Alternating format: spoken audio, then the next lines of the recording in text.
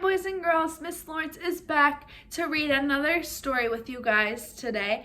And today we are going to be reading Goldilocks and the Three Bears. I know a lot of you guys have probably read this, but this book is so good and you can never ever get sick of it. This is a book that I grew up loving as a little girl as well. So before we get started, how many bears are in this story? You can tell simply by counting, or it's in the title right here. All right, so let's get started. Goldilocks and the Three Bears. Once, there was a little girl with a bright, happy smile and long, curly blonde hair. Everyone called her Goldilocks.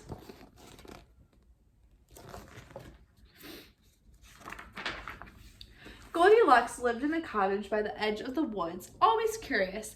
She wondered what was in those woods. "May I go for a walk in the forest?" she asked her parents one day. "No," said her mother. "The woods are too big. You might lose your way." "No," said her father. "The woods can be dangerous. You might get hurt." "Promise us you won't go into the woods," her parents said together. "I promise," sighed Goldilocks. One day, though the sun was shining, the air felt fresh and cool. The branches of the trees seemed to be waving at her. Goldilocks thought about her promise. "I probably shouldn't go into those woods," she said, but she did. Now, deep in the woods, there was another cottage, and in this cottage lived three bears. So, where was Goldilocks supposed to be going, or what were her intentions of going away from her cottage after her parents specifically told her not to? Papa Bear was a great big bear with a great big voice. He liked to fix things around the house and he loved to cook. Mama Bear was a medium-sized bear with a soft, sweet voice, and she liked to work in the yard and she loved to sing. Baby Bear was a very small bear with a thin, squeaky voice. He liked to do whatever his parents were doing. So what are some things that you can tell me about each of the bears? So Papa Bear, Mama Bear, and Baby Bear. What are some things you can tell me so far? One morning, Papa Bear made a big pot of delicious porridge. He filled 3 bowls to the very top. First, he filled a great big bowl, then he filled a medium-sized bowl, and finally he filled a very small bowl with pictures of honeybees on it. "The porridge looks wonderful," said Mama Bear. "The porridge smells wonderful," said Baby Bear. "And the porridge is wonderful," said Papa Bear. "Eat up." "Whoa," cried Baby Bear. "The porridge is too hot." "He's right," said Mama Bear, looking at Papa. "Well then," said Papa Bear, "why don't we go for a walk until the porridge is cools?" "Hooray," said Baby Bear, fanning his tongue, and they set off into the woods. Just as the 3 bears left for their walk, someone came running out of the forest. It was Goldilocks. "Why didn't I listen to my parents?" she said. "Now I'm lost and I don't know which way to go." Then Goldilocks saw the cottage. Always curious, she wondered who lived there. She knocked on the door. "Hello," she said. "Is anyone home?" Of course no one was. As she kept knocking, the door swung open. "I probably shouldn't go inside," she said, but she did. Should Goldilocks go into a house in which 3 bears live? The first thing Goldilocks saw was a cozy living room, and it was a fireplace and 3 chairs made of wood. One was a great big chair with a tall back and thin arms.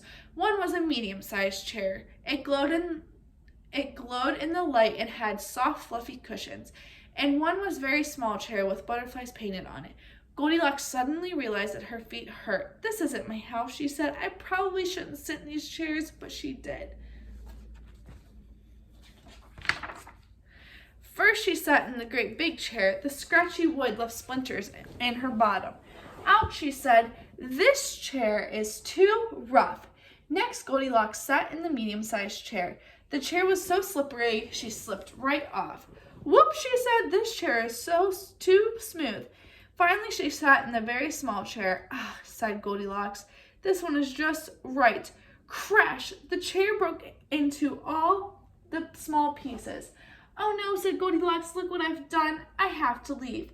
But then she smelled a wonderful smell. Always curious, she followed the smell to the doorway of the kitchen. On the table in the kitchen, Goldilocks saw 3 bowls. The wonderful smell was coming from them. Suddenly, Goldilocks realized she was very hungry. "I probably shouldn't taste what's in these bowls," said Goldilocks, but she did. First, she tasted the porridge in the great big bowl. "Ow!" she cried, "this porridge is too hot." Next, she tasted the porridge in the medium-sized bowl. "Ew," she said, "this porridge is too cool." Finally, she tasted the porridge in the very small bowl. It wasn't too hot and it wasn't too cold. "Yum," said Goldilocks, "this porridge is just right," and she ate it all up. Have you ever had porridge? If so, what did it taste like, and did you like it or no?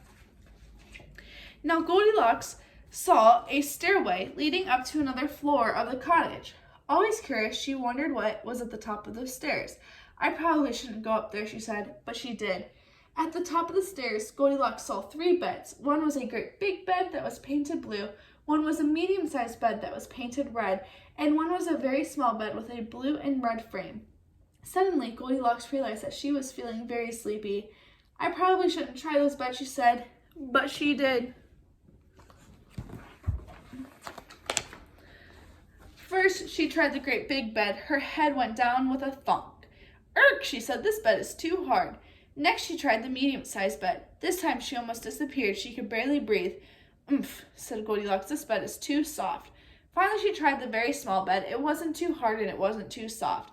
"Ah," said Goldilocks, "this bed is just right." She snuggled under the covers and fell fast asleep. A little while later, the 3 bears returned from their walk. They stopped in surprise when they saw the door open. "Oh no," said Mama Bear, "someone has been in our house." "Be careful," said Papa Bear, "that someone could be still in there." The 3 bears tiptoed to the living room. "Someone's been sitting in my chair," grumbled Papa Bear. "Someone's been sitting in my chair," gasped Mama Bear. "Someone's been sitting in my chair," squeaked Baby Bear, "and that someone broke it all to pieces." They hurried into the kitchen. "Someone's been eating my porridge," roared Papa Bear. "Someone's been eating my porridge," said Mama Bear. "And someone's been eating my porridge," squeaked Baby Bear, "and that someone ate it all up." Oh no! Now the 3 bears rushed up the stairs. "Someone's been sleeping in my bed," growled Papa Bear. "Someone's been sleeping in my bed," whispered Mama Bear. "Someone's been sleeping in my bed," squeaked Baby Bear, "and that someone is still there." Mama and Papa Bear rushed over next to Baby Bear. They looked at Goldilocks. They looked at each other. Papa Bear let out a great big roar. Goldilocks woke up. First, she saw a very small bear with big wide eyes. Next, she saw a medium-sized bear with a worried frown. Then she saw a great big bear with a great big teeth and great big claws. Goldilocks shrieked.